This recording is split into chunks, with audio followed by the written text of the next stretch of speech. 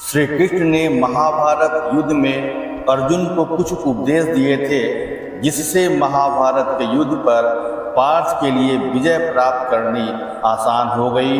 उन्हीं में से एक गीता का उपदेश है जिसे यदि व्यक्ति जिंदगी में शामिल कर ले तो अपने लक्ष्य को पाने में सक्षम हो सकता है।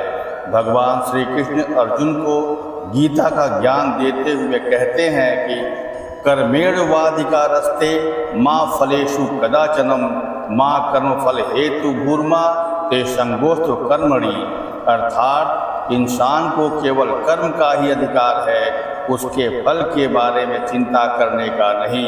इसलिए तुम कर्मों के फल की चिंता मत कर और कर्म से विमुख मत हो।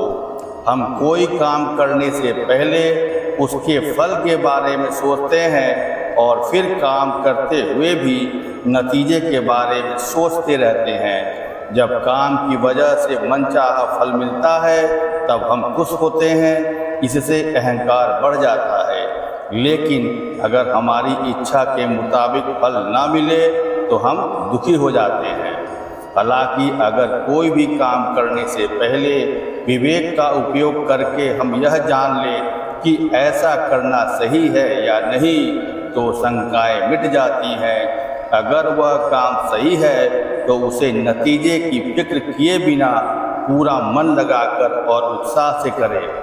श्लोक की दूसरी पंक्ति में कहा गया है कि ऐसा भी नहीं कि तुम काम ही न करो और आलसी होकर बेकार बैठ जाओ, क्योंकि काम करके फल की इच्छा और बिना कुछ किए ही फल के बारे में सोचते रहना दोनों ही बुरे नतीजे देने वाला है। इसलिए फल की इच्छा के बिना काम करते रहो, क्योंकि इससे ही दुख सुख के बंधन से मुक्ति मिलेगी।